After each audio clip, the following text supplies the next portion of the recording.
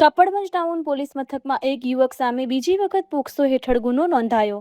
યુવકે કપડવંજ તાલુકાની ગ્રામ્ય વિસ્તારની 17 વર્ષની સગીર યુવતીને ભગાડી લઈ જઈ ગુજાર્યું હતું દુષ્કર્મ। 2024ના વર્ષમાં પણ આ જ યુવક સામે કપડવંજ રૂરલ પોલીસ મથકમાં પોક્સો હેઠળ ગુનો નોંધાયો હતો। 17 વર્ષની કિશોરી પર દુષ્કર્મ ગુજારનાર ચાહત કુમાર દિનેશભાઈ પરમાર ઉંમર 26ને પોલીસે ઝડપ્યો। પોલીસે આરોપીને કપડવંજ કોર્ટમાં રજૂ કર્યો। કપડવંજ કોર્ટે દુષ્કર્મના આરોપીને જિલ્લા જેલ મોકલી આપવાનો હુકમ કર્યો। કપડવંજ ટાઉન પોલીસ સ્ટેશનમાં 220/26 BNS કલમ 137(2) મુજબ ગુનો રજીસ્ટર થયેલો, જેમાં 17 વર્ષ અને 4 માસની એક દીકરીને ગુમ થયાની કોઈ ભગાડી ગયાની ફરિયાદ રજીસ્ટર થયેલ।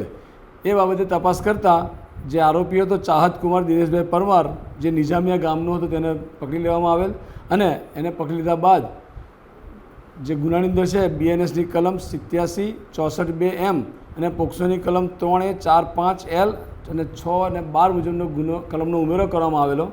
આરોપીને અટક કરી જરૂરી આગળની કાર્યવાહી કરવામાં આવેલ છે। આ આરોપી અગાઉ આ જ ભોગ બનનારને લઈને ભાગી ગયેલો, જેવા વખતે 2024માં પણ ગુનો રજીસ્ટર કરવામાં આવેલો હતો।